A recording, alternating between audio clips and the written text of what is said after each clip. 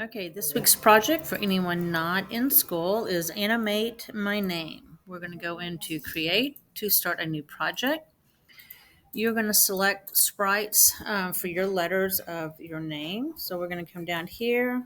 We don't need the cat from scratch right now. Go to Choose a Sprite, click on Letters, and then you're going to decide which letters, what you need for your name. So these are your choices.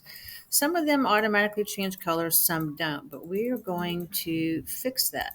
So I am going to add a few letters right now, give you an example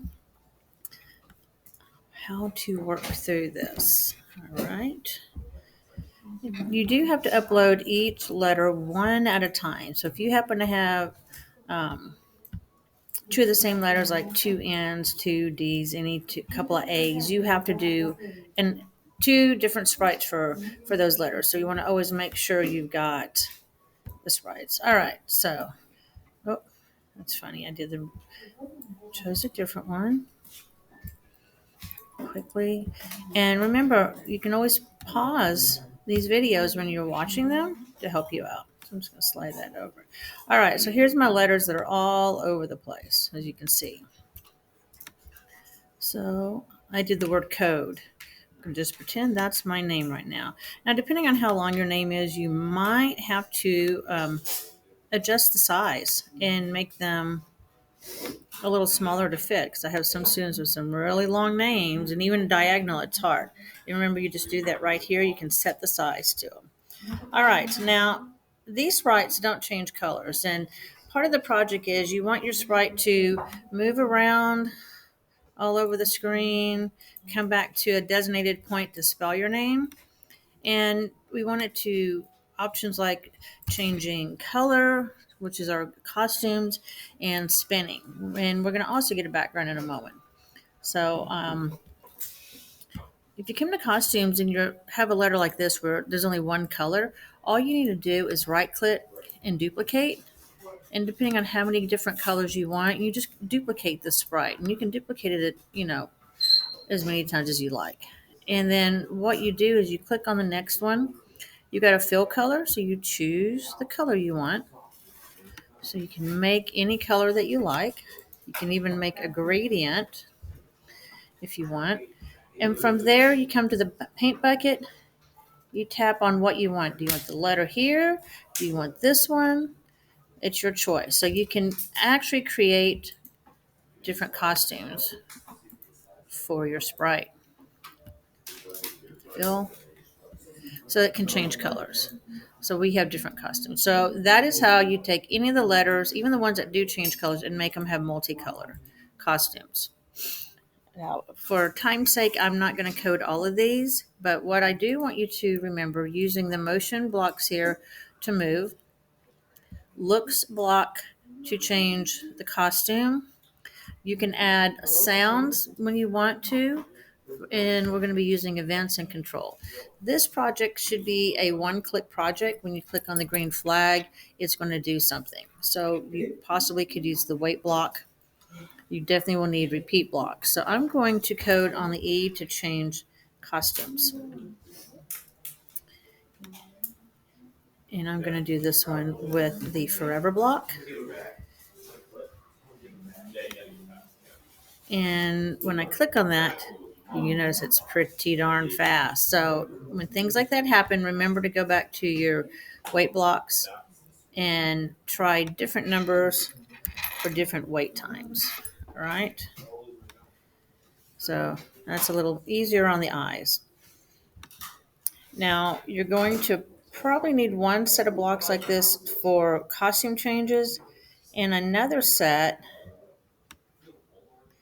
for your motion. Because remember, when you have a repeat block, if I was going to repeat, let's say, moving at a random location a certain number of times, if I add this and put it in here, it's going to only change the costume and then repeat. Remember, it's going to go in specific order. It's not going to happen at the same time. So to happen at the same time, I've got to create two events, but I'm going to use the same event within this code. And if I want it to spell a name, I have to be able to tell it once it goes around randomly to come back where it's supposed to. So you get a very specific XY location. So let's see how this works. So the colors will continually change. The emotion code right here is repeating. I probably should have changed it. So this is doing something. I could even add a spin, so it could have been rotating at the same time.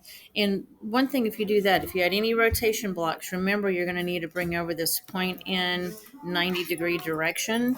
So if you decide to add a rotation, remember to add that. Now notice how this is still flashing. So we're going to address that in just a moment. Right now, I'm going to show you how to add music. So if you need to, you pause at this moment, work on your code. So all of your letters are changing colors, rotating, moving around, something like that. Then we're going to come over here for our background. And you're just going to choose a background. So we'll just go with this one. Now, on my background, when I click on my stage, you'll notice over here you don't have any motion blocks, but we do have sound. This is where you're going to add your sound. We're going to bring over when we click the green flag, we're going to have it play music forever. So when we come into sounds, and you can also program your blocks to say and do different things, and I'll show you an example in just a moment. So I'm just going to select a random song, come back here to coding, bring over play sound until done. So it sounds like this. Now this is only going to stop if I actually move it, or not move it, but actually click the flag to stop. So what I'm going to do, I need to broadcast a message to tell this code in my stage to stop. You need to decide which one of your letters is going to be the last one that comes into place, and you're going to find that one, and that's where you're going to broadcast a message. To broadcast a message, it comes to events, bring over broadcast message, and you have to create a message. So this one can easily just say stop. This could be stop music. It doesn't matter. It's not going to show. But this is what you use in games. This is how you know you won a game or you lost a game, because when you hit to the certain point of maximum number of points or run out of time, it tells you to win or lose. So when this sprite comes to the end right here, it's going to broadcast a message to stop. Now I've got a forever costume change here. So I have to receive that message also. I want to receive the message to stop. And when I do, I'm going to stop all. That way, the costume won't keep playing here. Now I'm going to also come over here to my stage with my music. Since I've got this block here, I'm going to bring over stop all. And when I receive the broadcast message to stop all. And I'll show you how that works. I'll do one real quick without it. Well, with it and then without it.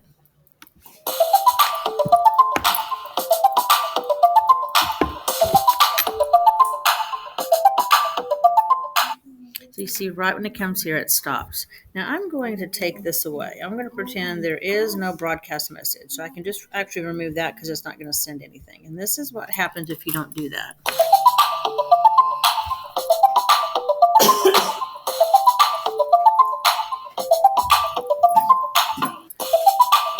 So you can see that this is still playing music and it's still changing costumes because it hasn't stopped. It doesn't know to stop because we didn't broadcast the message.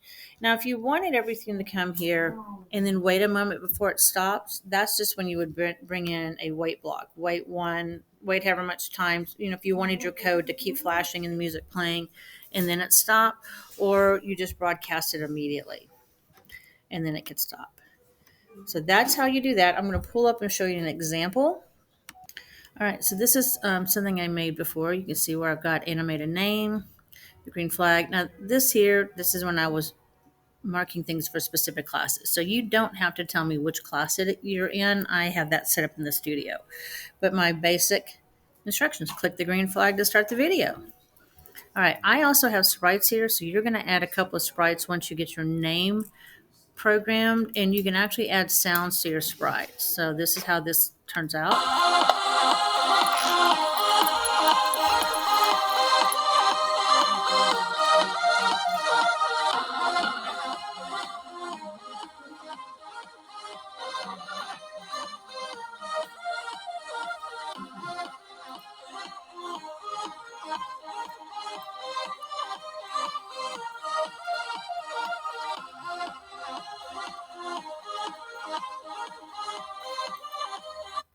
So that's a nice, clean representation of having the music in right at the ending.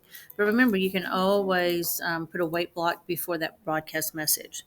All right. Remember to rewatch this. If you have any questions, stop it when you need to. And when you're finished with this, I will be taking a major grade.